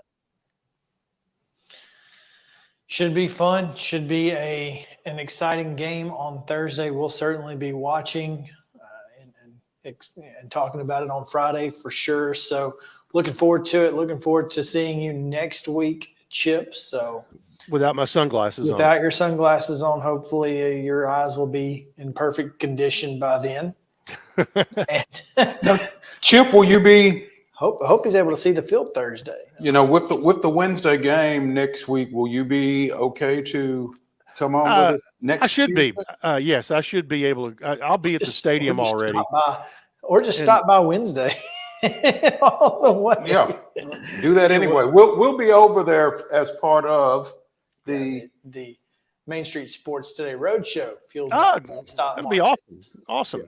So yeah, we're not sure just yet where we're going to be setting up, but we'll be sure and let you know. Good deal. I appreciate it. All right. Well, we appreciate you, and we'll talk to you next week. That's Chip Walters joining us here on Main Street Sports Today, as he does each and every Tuesday, except when it's not Tuesday.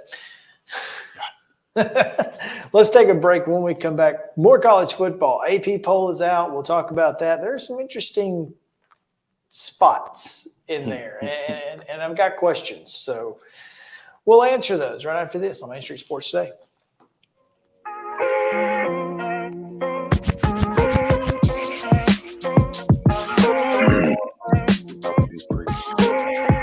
Mid-Tennessee Bone and Joint treats your orthopedic injuries and existing conditions. Our trained physicians will get you back in the game faster. Contact us at 931-381-2663 or www.mtbj.net.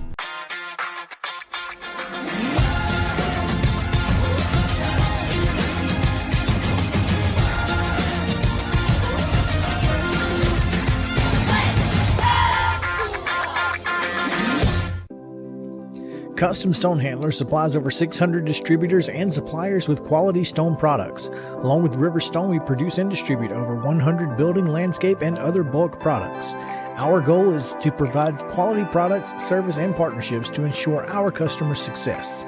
We firmly believe that the measure of any person or company is how they treat other people and customers. Give them a call at 931-490-4990 or visit CustomStonehandlers.com. Mockingbird Title and Escrow is an attorney-owned and operated full-service title company in Middle Tennessee. We get your deals closed without worry and fuss. We're a family business that offers the highest level of expertise in our industry when it comes to closing and funding your real estate transactions. And it's a job I really love. I'm passionate about this. I'm enthusiastic about this. I like to think we're pretty well-rounded and can deal with a wide range of needs and a wide range of clients. Call 615-274-8698 today. With Lee Company technology, the best handymen are hands-off. Lee Company techs have been using visual findings and other smart technology tools for years to add transparency and virtually take customers along.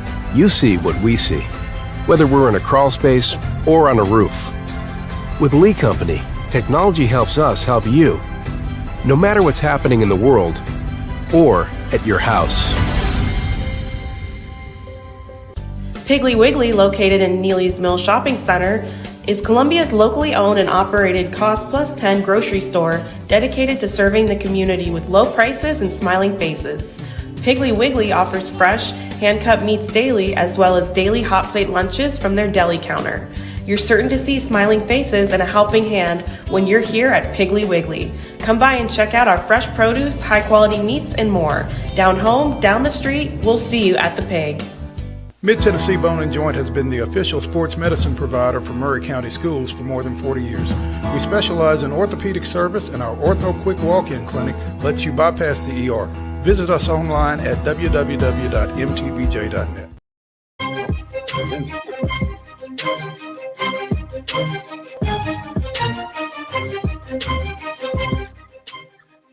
Welcome back in to Main Street Sports Today, presented by Mid-Tennessee Bone and Joint. I'm Chris Young, joined by Mo Patton, and we're talking a little bit about the Associated Press Top 25 College Football Poll, Mo. And I am, one of the things that I like to do is go to cbssports.com, where they have not only the AP Top 25, but they have the coaches poll side by side with it, and then they have their CBS 133.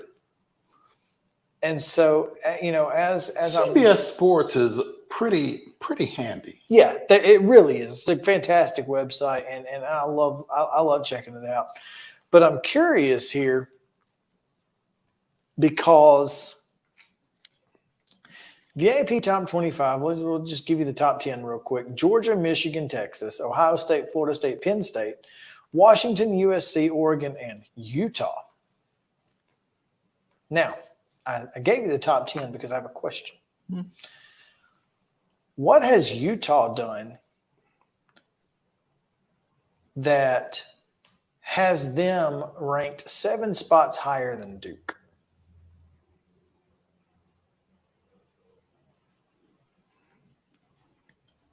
I don't have an answer for you. They beat Florida, which is a pretty good win. It looks better now than it did at the time. Much better. Beat Baylor by 7. Of course, it was on the road, but Baylor also lost to Texas State. Yeah. They beat Weber State 31-7, and then they beat UCLA 14-7. That's 3 Power 5 wins, if you count Baylor as a Power 5 team. Since they lost to Texas State. Since they lost to Texas State. Duke only has 2 Power 5 wins, and and one of them is Northwestern, if you count them as Power 5 right now, without their coach. Who are their other 2 wins against? UConn and Clemson. Now, none of them have been close. Hold up. Duke has beaten who? Clemson, Lafayette, Northwestern, and UConn. Okay, so Clemson and Northwestern are their 2 Power 5 wins. Correct. And then they beat UConn and Lafayette. Correct. Okay. None of them have been particularly close, however. Well, I mean, it sounds to me as though you may have answered your own question. 3 over 2? I mean, maybe. And Clemson may be the only good team that Duke has beaten. Maybe. But they beat them by 3 touchdowns. At home. And I think this is just another point that preseason polls skew in-season rankings.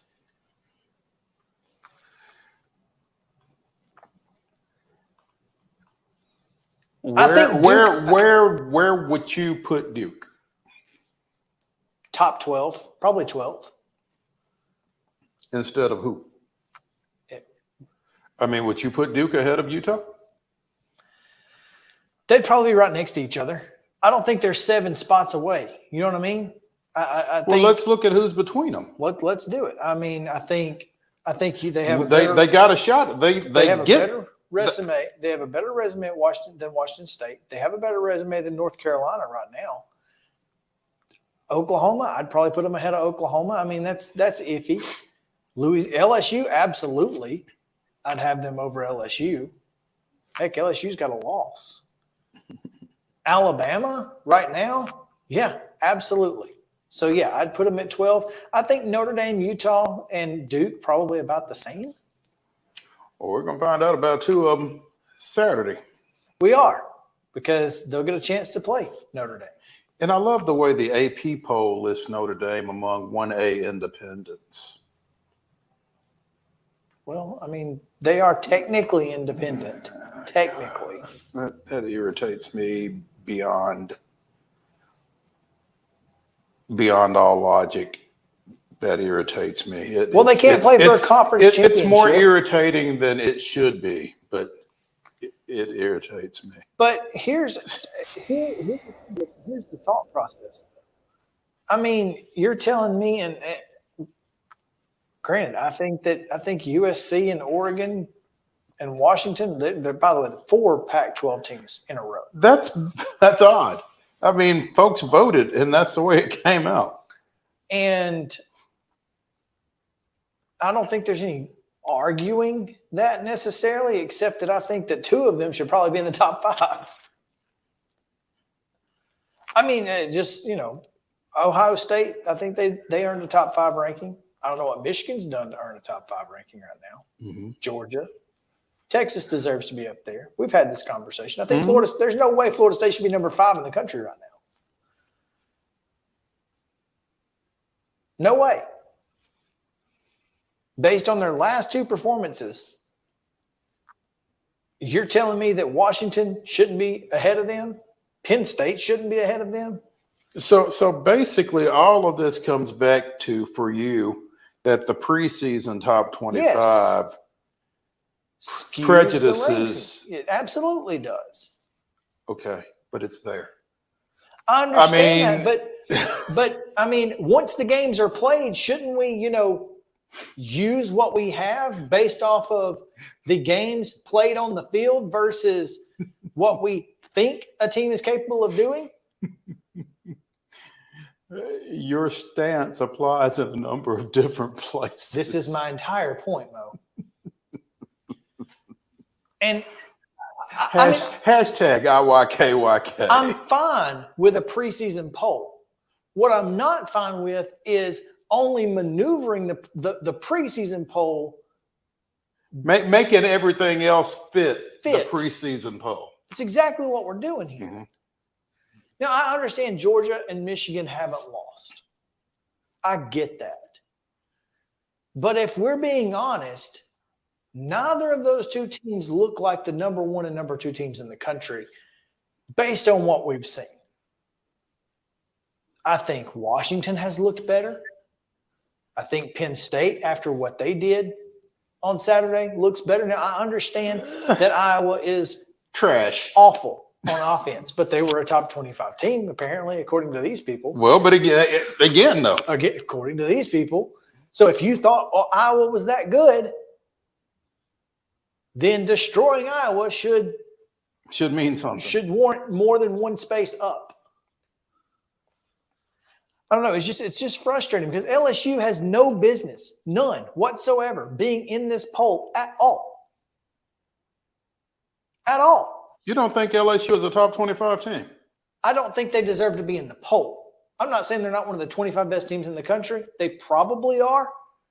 But I mean, Mississippi State and Arkansas don't really give me a whole lot of confidence based on what happened to them against Florida State. I don't think that certainly doesn't warrant a 13 ranking. I think if you want to make them 22, 23, 24, 25, somewhere in the 20 range with Ole Miss, Tennessee, Florida, I'm probably okay with that. But honestly, I'd probably have Kansas ranked above them. I think BYU is a better win than either of the 2 wins that they've got so far. I mean, this is just, I don't know. It's kind of where I'm at. It's frustrating to watch teams like, Oregon State drops 5 positions by losing to Washington State. Now, Washington State moved up, but it was a 1-possession game, and you're telling me that it warrants moving 5 spots down? On the road, you lost by 1 possession?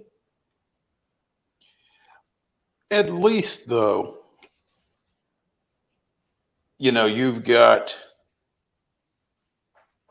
63 voters, I think, 56, 58. Yeah. Yeah, 63 voters. So you've got a number of different approaches to the vote that are giving you this,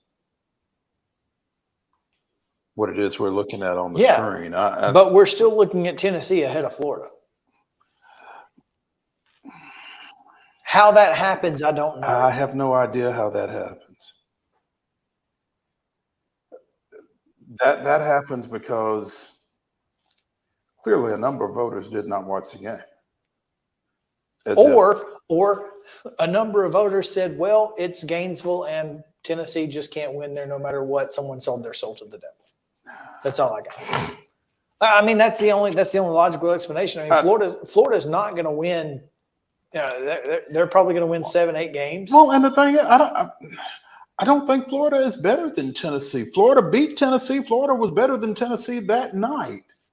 Absolutely. And it sounds stupid for me to say I don't think Florida is better than Tennessee, but I truly don't. But if I think Florida played over their heads and Tennessee played terribly. Awful. Which, I mean, Florida played over its head last year in the Tennessee game. Oh, it shouldn't have been in that game. Did you see that Ricky Pearsall yes, catch insane, that I insane, sent you? insane. Maybe the greatest catch I've ever seen. Ever. Not just this year, ever. I don't know how he did it. I don't know how he reached up there and kept the ball in his hand. In traffic, not in the corner of the end zone, not going out of bounds, but caught it, took a hit, held it. It was insane. Yeah, I think what did the stats say in the Tennessee game ahead of that? That 74% of his catches go for a first down or touchdown. Is that all? It just feels like every catch, right? So yeah, dude's good. But if we're making a top 25, Mo, there's no way in good conscience that we can put Florida behind Tennessee, no matter where they are. Right. Especially if they're next to each other. That's just glaring to look at them right there like that. And same thing with Tennessee and Alabama last year when everybody kept voting Alabama 5 and Tennessee 6. It didn't make any sense. When Tennessee had beaten them. If they're next to each other, if Tennessee wins 10 games and Florida wins 7 games, then sure, Tennessee should probably be ahead because we know that body of work matters. But if they're the same, all things being equal, yeah. I don't know how this happens. It blows me away. It really does. I mean, so anyway, the questions that I have, one, include how are so many one-loss SEC teams ranked? Because I'm not sure let me see if they've got rankings, if they've got records on here. They do. The only teams with a loss are Notre Dame, Alabama, LSU, Oregon State now, who lost to a ranked team, Ole Miss, Tennessee, Florida. Those are the only teams with a loss. Now, Oregon State and Notre Dame both lost to ranked teams. Mm-hmm. Alabama lost to a ranked team. Tennessee LSU lost to a ranked team. Well, they weren't ranked when they lost to them. And so, but the only teams with losses are SEC teams, Notre Dame and Oregon State. That seems a little iffy to me. Just saying, especially in a year where the SEC looks pedestrian. It just means not as much. But then again, if not them, then who? Right. Kansas State sits outside of the top 25, just lost on a field goal on the road to Missouri. I mean, I don't know that warrants getting kicked out of the top 25, but it's close, and they're 26th. Losing to Missouri might warrant getting kicked out of the top 25. 4-0 Missouri, number 23 in the country, baby. Which is the perfect setup for Vanderbilt, by the way. They got to come to Vanderbilt this weekend. And as bad as Vanderbilt has been at times this year, they're still capable of sneaking up on somebody, and probably more so this year than last year. So watch out. I don't know what you base their ability to do that on, though. I mean, against a pedestrian, again, Kentucky team, Swan throws 3 picks, 2 of them go the distance the other way. I mean, they're not. But if you don't throw those 3 picks. If you don't throw those 3 picks. Okay. Well, and my point to that is that's a fixable error. Don't turn the ball over. Clearly, you don't turn the ball over, and you got a chance to win this game. But A.J. Swan is of a mindset, I would imagine, that I've got to try to make some plays in the passing game because we can't run the ball. We have no running game. Because we can't run the ball. Sure. So I'm just saying that make better decisions. Don't try to force it, and you don't throw 2 pick sixes, and they're right in that game. So it's a lot of ifs. I understand that. I get that. But I also don't think that Missouri's as good as Kentucky. So there's that. 4-0 and all. That's just don't throw it toward Chris Abrams' drink. Just don't throw it in his direction. Wherever he's at, throw it the other way. Because he's coming down. Because he's gonna get it. Yeah. And he can take it. So just don't throw it towards him, AJ. But I mean, I'm just saying. But Vanderbilt's they've got to play better defensively, and obviously they've got to take care of the ball, and they've got to try to come up with a running game, and they got to do all that against the number 23 team in the country. I will say this. I'm glad that Missouri and Fresno State and Kansas are in the top 25. I think they are 23, 24, and 25 because they were nowhere near the top 25 in the preseason. If there weren't a preseason poll, would Missouri, Kansas, and Fresno State be higher? 18th, 19th, 20th? Would they, I don't know. Would Miami be at 18th based on what they've done? I mean, they did beat A&M, but outside of that, how big a deal is beating A&M? Outside of that, Miami, Ohio, Bethune-Cookman, and Temple. And beating A&M. A&M wouldn't have been a top 25 team at the time that they played if there were no preseason poll. So I'm just saying that trying to make puzzle pieces fit sometimes will change your way of thinking. And I just feel like maybe there's better ways to do it. I'm going to tell you that the preseason poll is not going to go away. No, can't imagine. And look, I'm not necessarily saying that it should, because if we don't have it, that's a week of content we don't have. I mean, we would have to create our own top 25 poll or something. Yeah. And so, I mean, I'm just saying that I don't mind having a preseason poll. I just think that trying to make the week 4 poll fit within the parameters that you set in the preseason poll shouldn't be the way that you approach the poll. Mm-hmm. That's all I'm saying.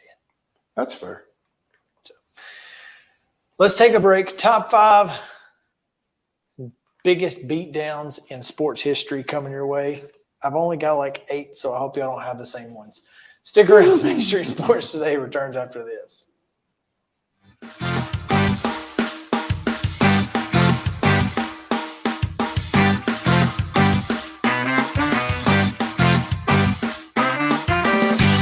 Mid-Tennessee Bone and Joint treats your orthopedic injuries and existing conditions. Our trained physicians will get you back in the game faster.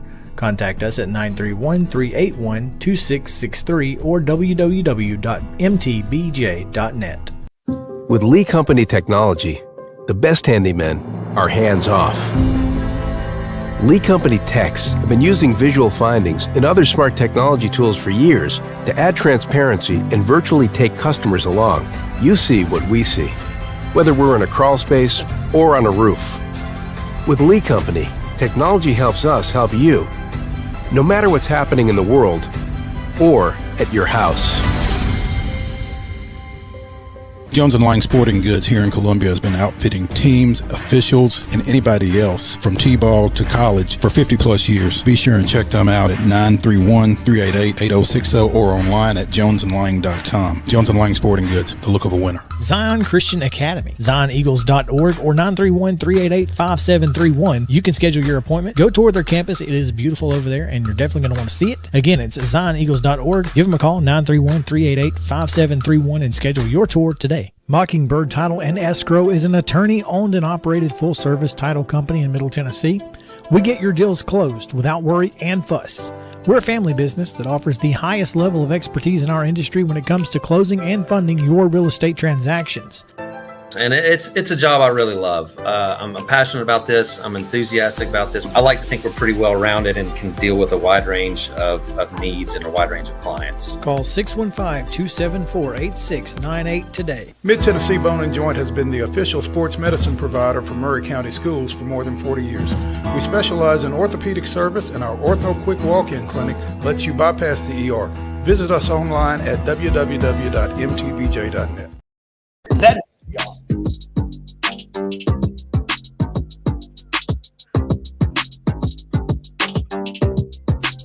All right, it is Top 5 Tuesday, brought to you by our friends at Mid-South 5 Fitness. Make sure to go see Thalas Steele and the fine folks at Mid-South 5 Fitness. at Steel Athletes on Instagram, STEEL Athletes, and steelathletes.com. Let's talk about it. The top 5 worst beatdowns in sports history.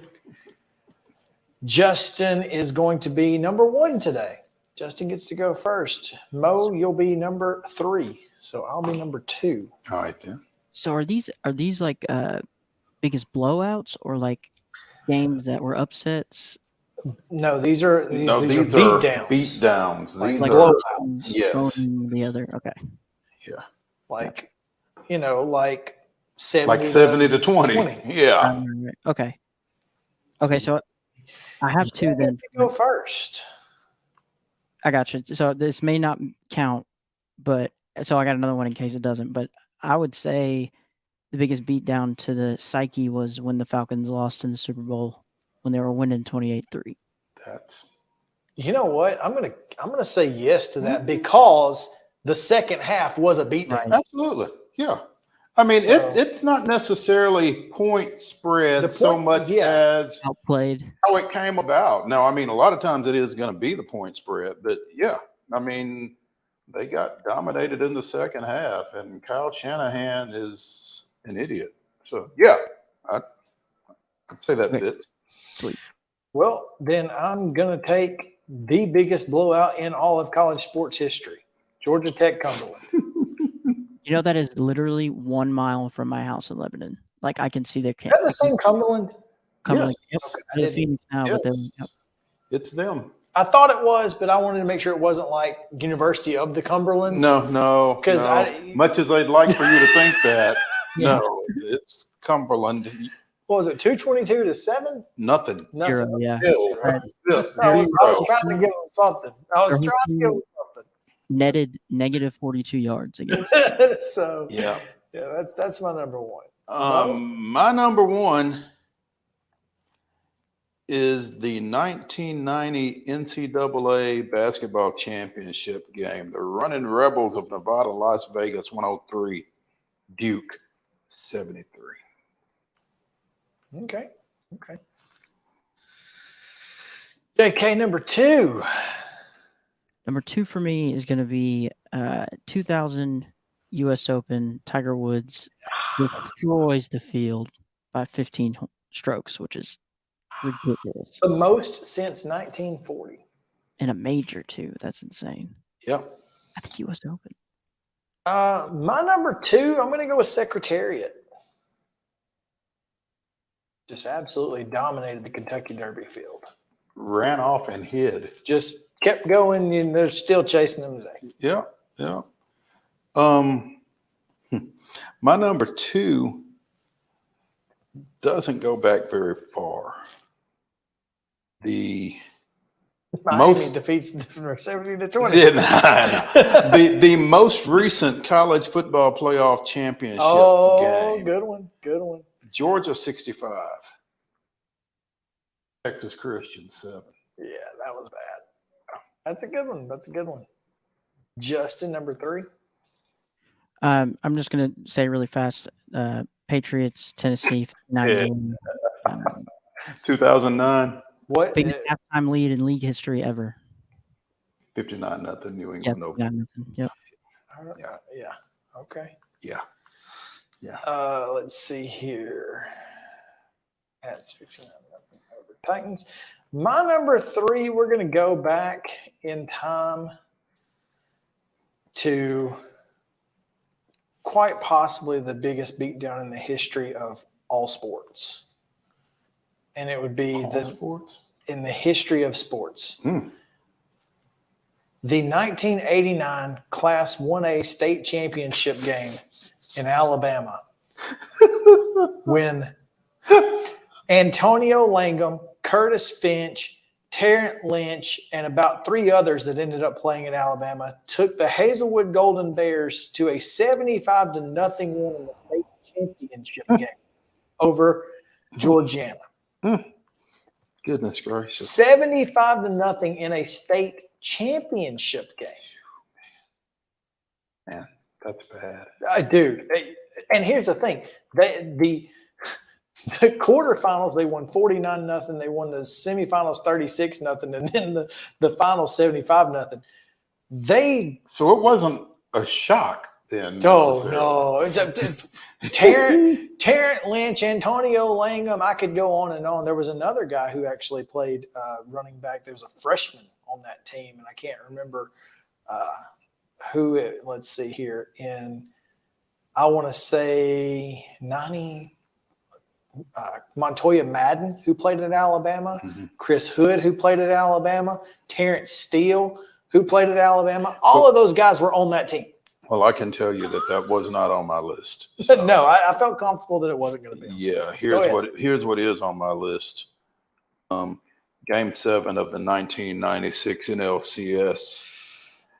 Braves 15, Cardinals nothing. Justin. Number 4. Nicely done. I'm going to go similar to my first one, but it was a beatdown. Cavs coming back 3-1 against the Warriors to win the championship. All right. We accepting that? Yeah. Absolutely. Right, we'll take that. My number 4, Bernard Hopkins knocks out Steve Frank in 24 seconds in his first title fight after taking the heavyweight belt. That's a beatdown. Yeah, 24 seconds. That's all it took. It really wasn't a beatdown, more so as a blowout because he didn't have time to beat him up too bad. He just knocked his out. That's a good point. My number 4 is the 1996 Fiesta Bowl, Nebraska 62, Florida 24. All right. Justin, number 5. My number 5 is more of a personal one because I went to the game. 2 years ago, home opener, Titans versus Cardinals. When Chandler Jones? The Chandler Jones game. The buzz walking into that stadium was like, we're never going to lose a game. Walking back to our cars afterwards. We're never going to win a game. It was just unreal. My number 5 is going to be Ned Jarrett winning the Southern 500 by 14 laps. What happened? Did everybody else's crew They just not show quit. up? Or They just what? didn't show up. I don't know. Goodness but gracious. I'm pretty sure he cheated.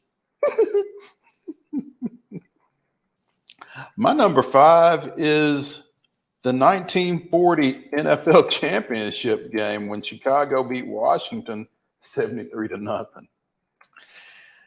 You know what else is on my list? The only one that I didn't get to. The Braves Marlins 29-9 or whatever. 7 home runs. Adam Duvall with 3 in that one. Yeah, back in 2020. Yeah, that's on my list. Justin, what was your number 4? The Cavs coming back. That's right. Cavs 3-1. All right. Well, there you go. That's going to do it for the show. We appreciate you guys being with us. It's Top 5 Tuesday. We'll be back tomorrow at 2 o'clock right here. Same bad time, same bad channel.